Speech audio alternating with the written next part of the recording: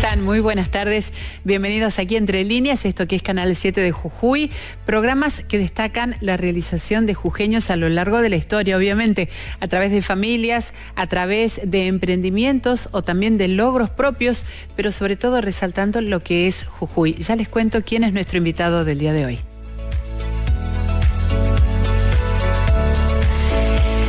Hoy estamos con Ricardo Martínez. Él es jujeño, estudió en la Escuela Belgrano, en la Escuela Nacional de Comercio y en el Instituto Nacional Superior del Profesorado como educador de Filosofía y Ciencias de la Educación.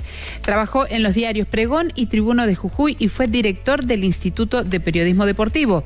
Se jubiló como jefe de redacción del Tribuno. Fue distinguido por los poderes ejecutivos, legislativo y judicial por su labor periodística, Medalla de Oro Macedonio Gras, Premio Municipal San Salvador y Hechos y Protagonistas de San Pedro de Jujuy, entre otros. En el ámbito nacional recibió el homenaje al maestro con cariño de TEA y en literatura publicó en diarios jujeños y salteños, como así también en la revista literaria Piedra.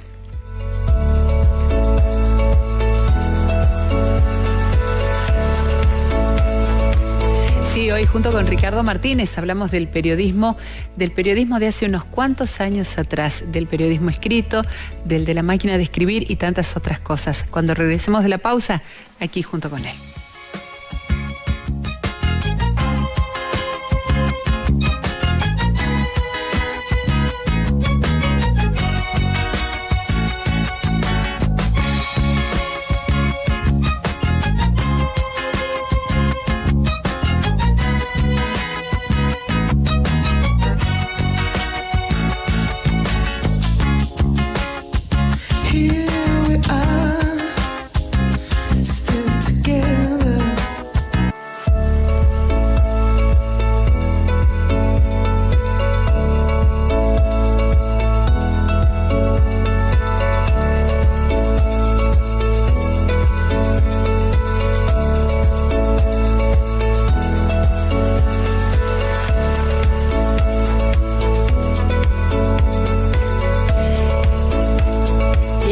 En la pantalla de Canal 7 de Jujuy, charlando tras bambalinas con Ricardo Martínez. ¿Cómo estás? Bienvenido, gracias por estar aquí. Muchas gracias por la invitación. Ricardo, un periodista de la Olivetti. Y sí, de la Olivetti, pero antes de la radio. Antes de radio. Muy jovencita. ¿Cómo incidió la llegada de la radio y la llegada de la tele dentro del mundo periodístico? Para vos particularmente. Para mí, yo empecé muy temprano en la radio. A lo mejor alguien se acuerda de Eduardo Balmoré o Eduardo Efey, como se llamaba. Claro que sí, por supuesto. Bueno, yo empecé como notero de él los días sábado y domingo. Era niño prácticamente, tenía 12 años, 13. ¿Y ya lo veías el periodismo como tu futuro? No, lo vi porque don Eduardo Efey, Eduardo Balmoré, el nombre fantasía, trabajaba en la antigua radio de la calle Ramírez de Velasco. Y a mí me gustaba ir a la radio. Pero fue una tía mía, Gladys, la que, trabajando en educación física, lo conocía ahí a don Eduardo, que era director de deportes. Entonces, ver mi entusiasmo con el deporte, él me dijo si quería colaborar con él. Así que era enviado especial a Ciudad de Nieva, básquet femenino. Y después hacías el reporte, porque por teléfono todavía no había posibilidad. No hacía. Yo lo único que hacía en ese momento, entraba, miraba el partido, traía los resultados, quién había sido la goleadora, bajaba corriendo a Radio Ramírez de Velasco, y de ahí le dejaba esa información y corría hasta la cancha de Villa Gorriti. ¿Cuántos años dijiste? Y yo tendría 12, 13 años nomás. ¿Y te Ni apasionaba? siquiera estaba en el secundario todavía. A ver, ¿te apasiona el periodismo o te apasiona el deporte? ¿O ambas?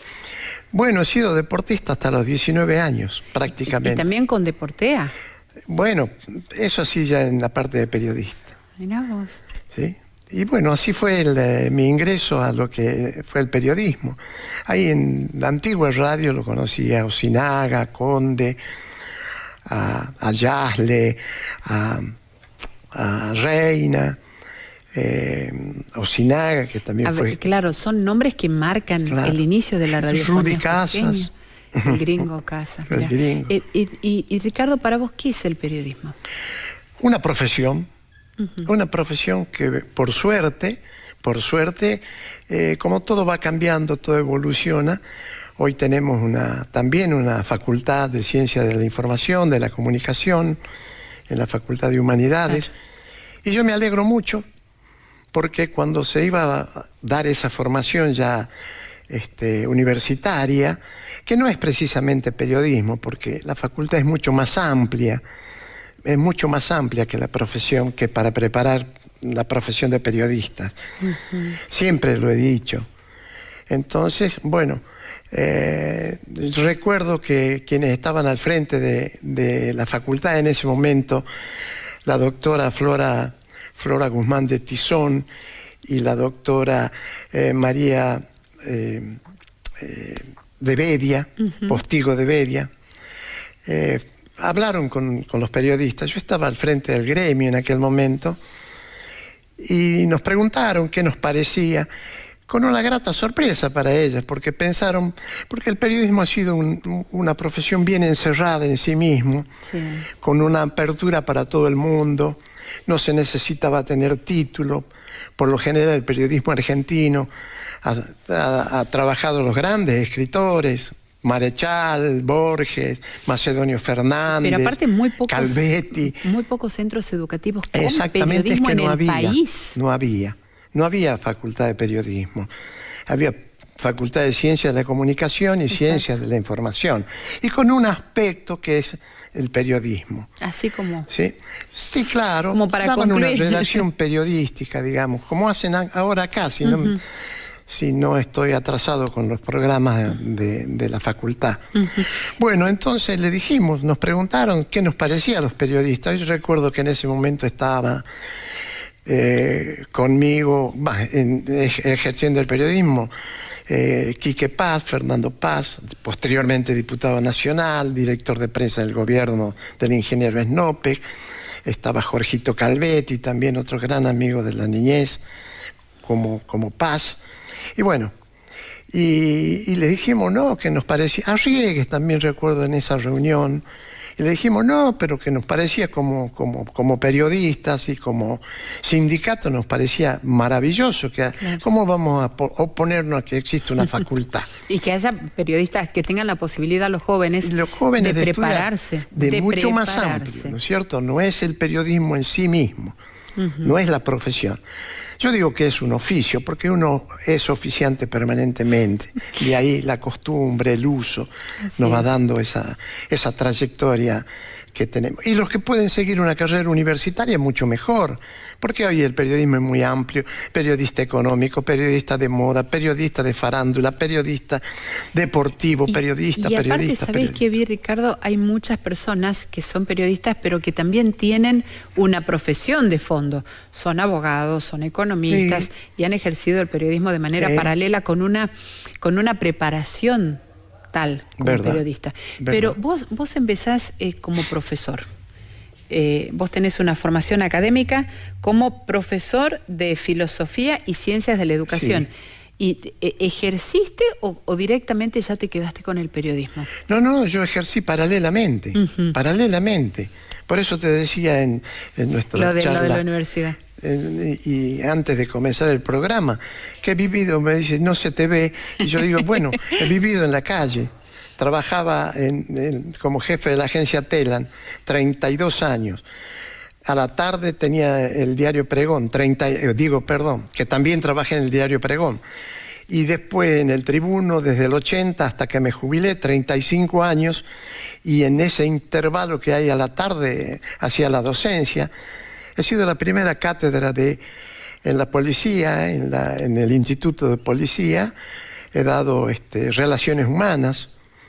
Así que 2 años trabajé cuando estaban en la calle Belgrano, ¿no? Ricardo, ¿y cómo ves ahora, plantado en este lugar, todo lo que hiciste a lo largo de tu vida? Como periodista, como docente, las cosas que vieron esos ojos que solamente vos tenés el registro en tu memoria. Imagino momentos muy particulares de la provincia y también del país. ¿Cómo ves todo para atrás? Bueno, como todo país joven, como toda provincia joven, tenemos que evolucionar. Y la cuestión es no como lo miro yo, sino cómo vemos a futuro, que lo que importa es desatar en la población, desatar en los jóvenes, desatar en los adultos mayores, en todo el mundo, esa actitud para mirar lo que va a ser el futuro y prepararse para lo que va a ser el futuro. ¿Sí? Porque si nosotros nos quedamos con el pasado, siempre vamos a estar una suerte de romanticismo, una suerte de lamentos. Y no, sabemos lo que está bien y lo que está mal. ¿Sí? Las cosas se conocen por contigüidad, por similitud, por contrastes.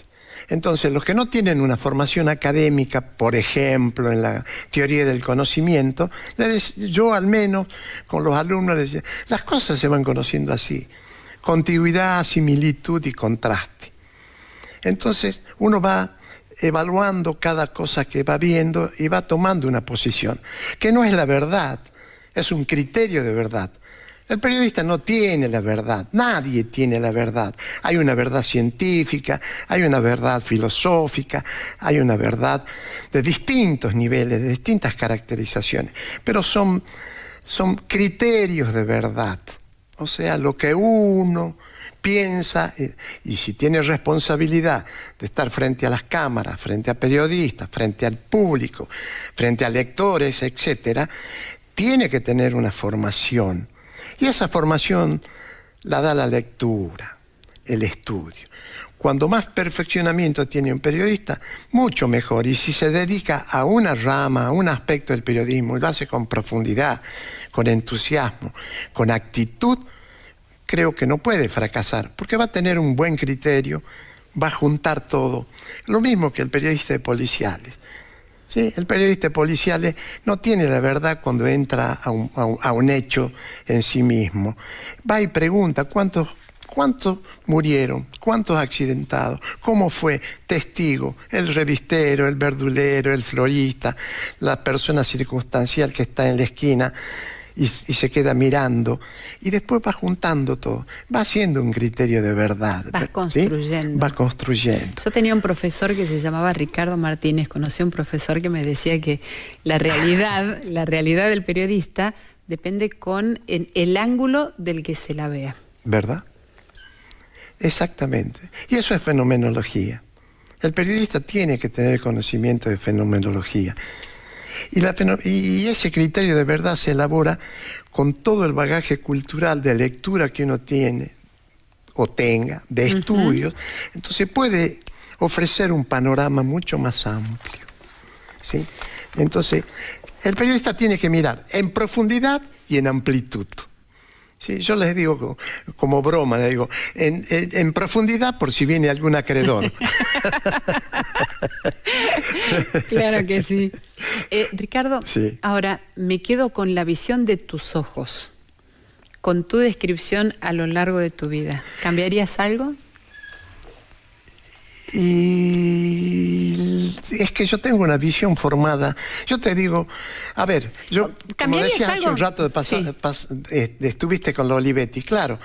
Estuve con los Olivetti y la impresión de Gutenberg, de la era Gutenberg. Claro que sí, pero aparte ese fenómeno de ese periodista que se fue adaptando y pasaste del Olivetti a la eléctrica y de la eléctrica a la computadora. A ver, la teletipo también. Claro, la teletipo también trabajé, la computadora, exactamente. El grabador de mano, primero era el grandote, después el de mano y después el MP3. 7 horas en algunos casos para grabar.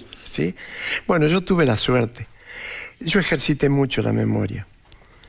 El grabador para mí ha sido una herramienta circunstancial.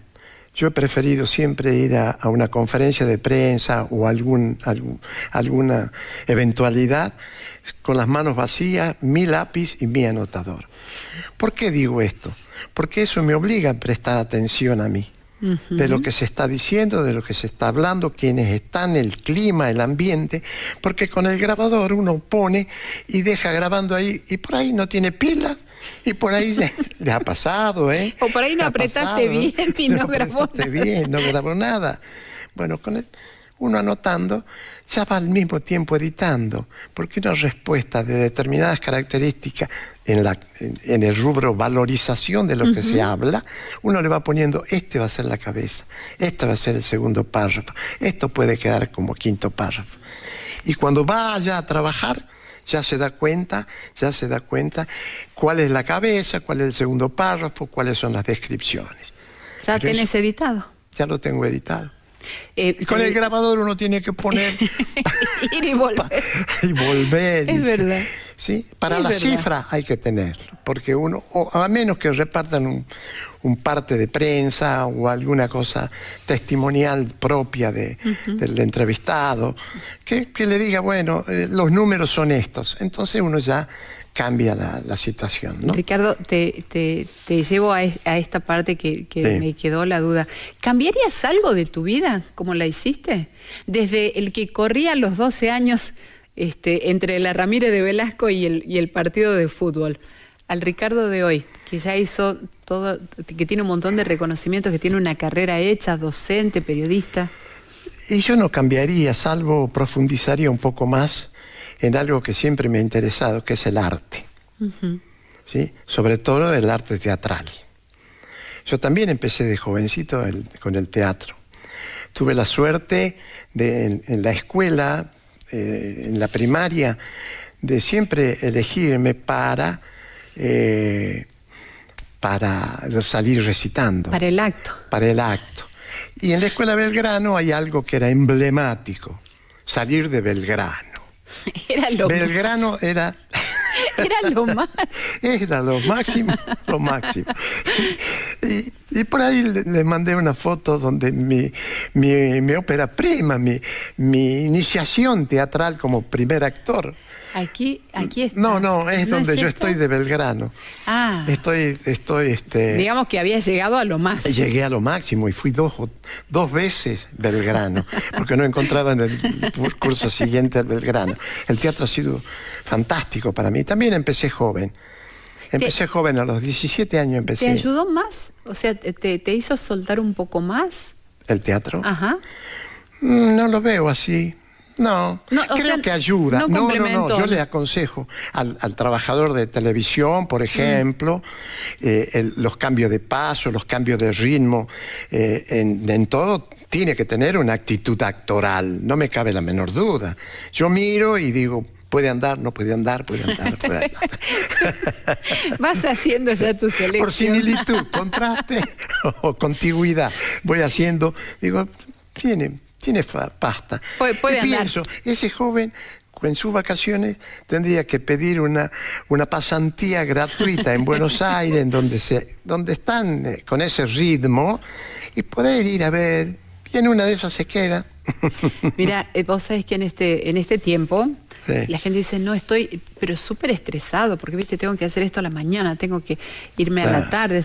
Pero hace unos cuantos años atrás era lo mismo, nada más que quizás no estaba tan en boga la palabra estresado, porque vos salías, eras docente, periodista. Cuando encontrabas tiempo libre dentro de todo eso, eras actor también. Sí, te comento. ¿Hiciste de todo? Te comento, yo salía a las 11:00 de la noche del profesorado, por ejemplo, y me esperaban para empezar el ensayo. Mira lo que te cuento. Me esperaban hasta las 12, 1:30 de la mañana ensayando, ya con las letras sabidas y con todo. Así fue. Mirá vos. Trabajaba mañana, tarde, iba al profesorado y seguía haciendo teatro. ¿Y hay algo que hayas querido hacer? ¿Hay otra cosa que hayas querido hacer que no la hayas podido concretar a lo largo de tu vida? Porque hasta ahora hiciste todo. Hiciste un montón de cosas. Muchas cosas. Y bueno, por ejemplo, estuve con la revista literaria Piedra también, sí, publiqué poesía, figuro en la primera antología de prosa y poesía en Jujuy, una edición del año 69, que la produjeron, que seleccionaron a los escritores en aquel momento, el doctor Héctor Tizón, el doctor Andrés Fidalgo, mi querido y gran amigo, y como un padre del periodismo, y afectivamente como fue Néstor Gropa. y Miguel Ángel Pereira. Claro que sí. En esa década del 60, creo que es la década más maravillosa que yo he vivido por muchos acontecimientos históricos nacionales, mundiales, como la llegada a la Luna, por ejemplo, que lo he vivido con una gran admiración, un gran empeño, en saber que ahí estaba el futuro, y que ahí estaba el futuro de lo que después vino, las aproximaciones a Venus, las aproximaciones a Marte, los vuelos interplanetarios que se pueden hacer, etc. Mirá todas las cosas que vieron tus ojos, realmente. Y bueno, los Beatles. Los Beatles, claro que sí, inolvidable. A mí me preguntas de otro, yo me quedé ahí.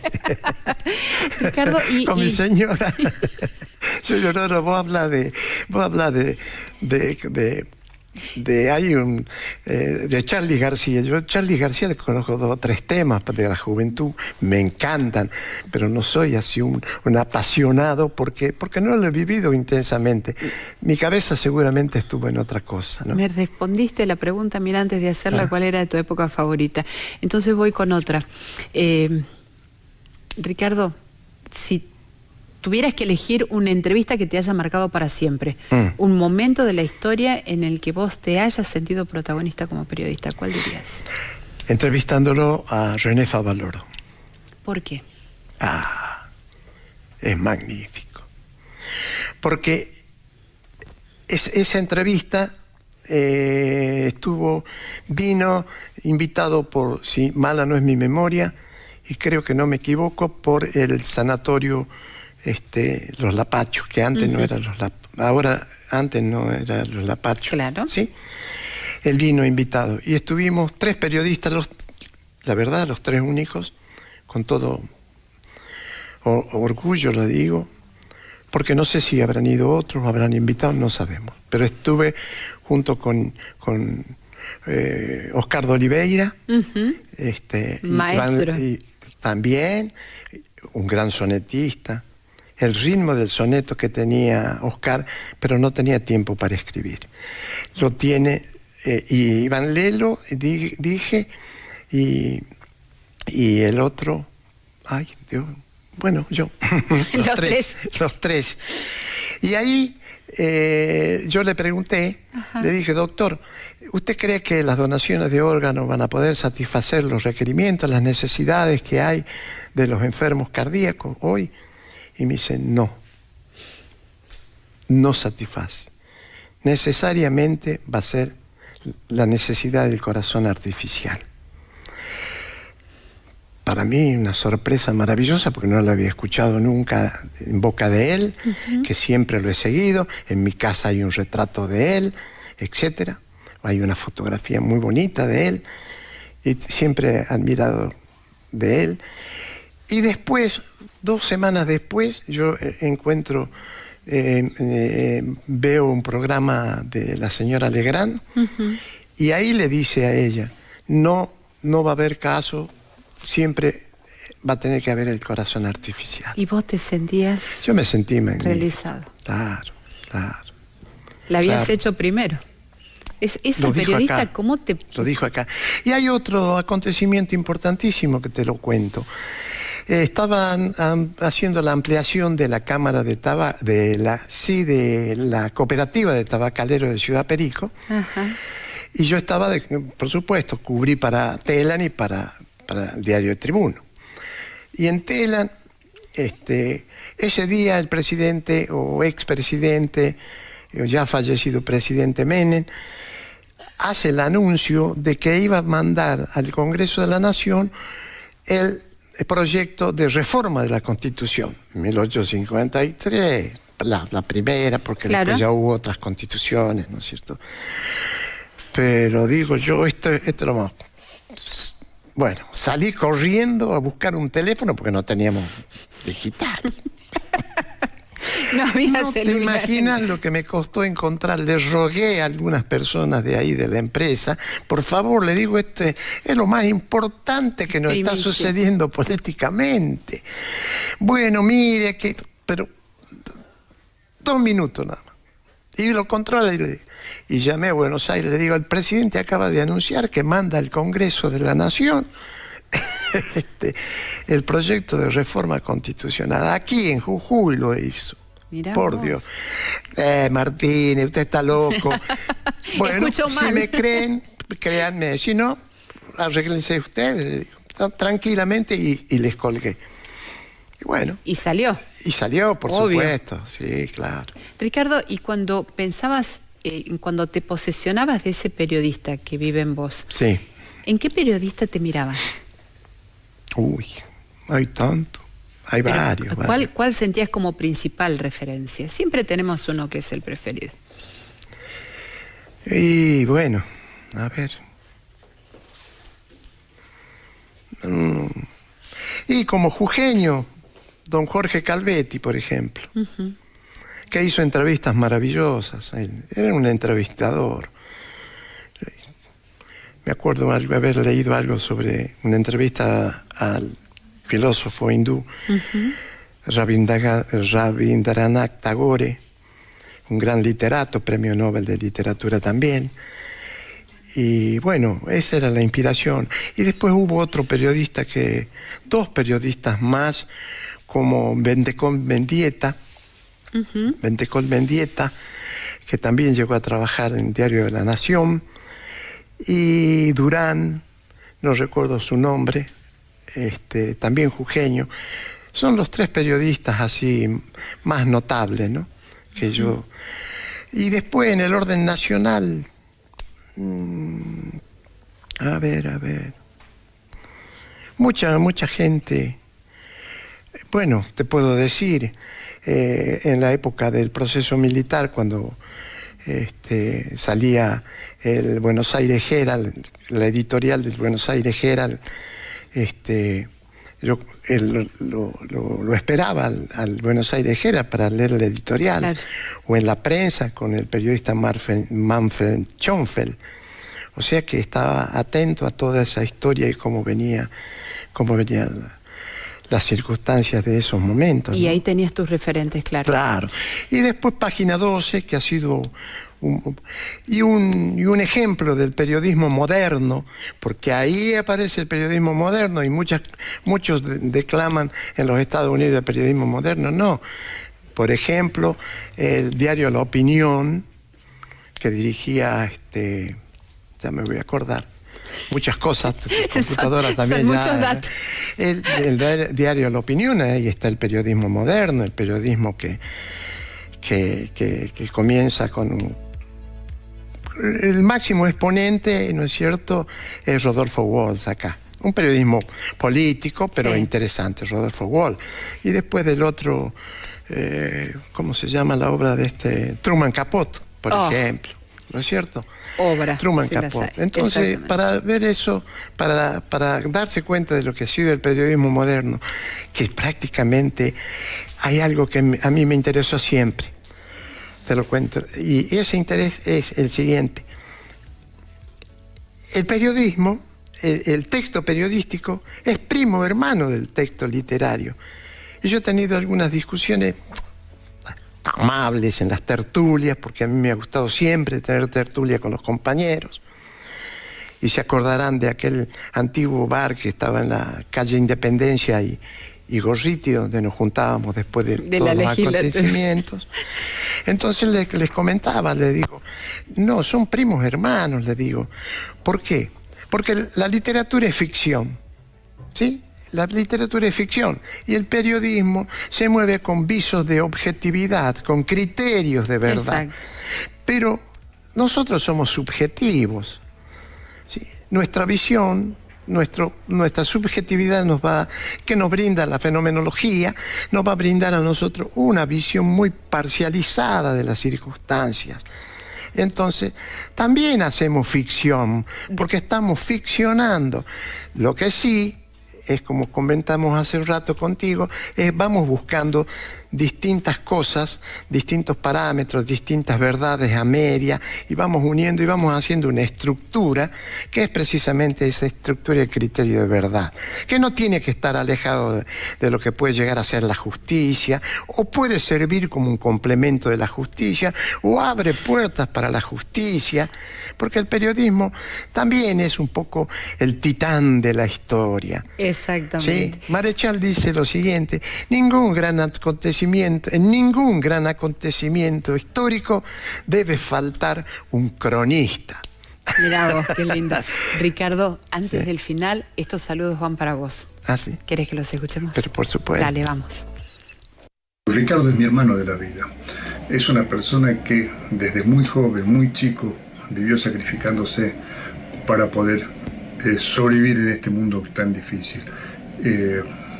Fue un ejemplo de vida tanto como en el periodismo y en el resto de las funciones que siempre cumplió. En el periodismo podemos decir que fue un ejemplo no solo como redactor o como secretario de redacción en el Tribuno, en el Pregón o en Telam, pero también hay que tener en cuenta que fue el director de Deportea, donde formó muchos profesionales del periodismo en Jujuy. Es una persona sin mezquindad, es una persona que fue uno de los mejores actores teatrales que tuvo Jujuy. Ojalá que Ricardo Martínez sea un ejemplo de vida y existan muchos más Ricardo Martínez en esta vida. Querido Ricardo, quiero saludarte, acompañarte en este día tan especial y felicitarte por todo lo que lograste a lo largo de tu vida, que fue muchísimo realmente. También quiero que sepas que en el baúl de los recuerdos familiares estás presente en todo momento. Y por último, quiero decirte que estoy muy orgulloso de vos. Hacerte llegar todo mi cariño y un abrazo enorme. Querido tío, antes que nada quiero decirte que grabar este video me llevó muchísimo tiempo y lo hice muchas veces. Y seguramente tiene que ver con la dificultad de juntar en un minuto tantas palabras que se me vienen a la cabeza cuando pienso en vos. Por supuesto, la primera y la más importante es el amor de ser familia, el amor que siento por vos, por nuestro vínculo, por revivir en cada encuentro nuestro la memoria de todos los que formaron parte de nuestra familia y ese gran amor que nos contiene. Por otro lado, quiero decirte que te admiro profundamente y siento mucho orgullo cuando digo que soy tu sobrina por todos los caminos que abriste para nosotros y para muchísimas otras personas, como en el periodismo, en tiempos difíciles, como el teatro, cuando estaba comenzando aquí en la provincia de Jujuy. Y ante todo quiero darte mi agradecimiento, que como vos siempre decís, es una gran virtud ser agradecido. Quiero transitar ese camino y agradecerte por haber estado siempre en mi vida, al lado mío como un padre, haberme enseñado la música. Mi primer cassette lo recibí de vos. Cuando cumplí 15 años era de los Beatles. Haberme enseñado el placer de la lectura, compartir muchos escritores, pero por sobre todas las cosas a nuestro amado Borges, y también el placer de la pintura, y todas las cosas que ayudan a cultivar a una persona. Todo eso lo aprendí de vos y te agradezco profundamente. Y no quería que fuese tan emotivo, pero es imposible no darte este mensaje desde el fondo de mi corazón y con toda esta emoción a flor de piel. Te adoro, tío, te amo. Y bueno, esas son mis palabras. Que estés siempre conmigo y que puedas acompañarme toda la vida. Un beso. Wow, cuántas cosas cultivaste a lo largo de la vida. Me hizo acordar algunas otras cosas también que, bueno, por ejemplo, he sido fundador de la Cooperativa de Estudios Teatrales y Cinematográficos. Has hecho un montón de junto cosas. Junto con Edmundo Afora y el arquitecto José Luis Izquierdo, por ejemplo. Bueno, de la facultad también. Increíble. Muchas cositas En fin, y soy muy amigo de los chicos de aquella época, del Club Independiente, que ya son, no voy a decir septuagenarios. No, son muchachos. Son los muchachos del grupo. Que nos juntamos una vez o 2 veces o 3 veces al año cuando podemos. Yo te agradezco infinitamente que hayas venido el día de hoy y agradezco muchísimo a nuestros compañeros de deporte que nos hacen el aguante un ratito. Disculpen, muchísimas gracias. Gracias a vos, Ricardo, por venir y compartir Claudia, este querida, tiempo con nosotros. Me alegro mucho. Me alegro mucho, gracias. Igual a todos los amigos de Canal 7 que lo he visto siempre. Muchas gracias. Tengo todos amigos. Gracias también a ustedes por habernos acompañado. Muy amable. Nos encontramos mañana después de las noticias.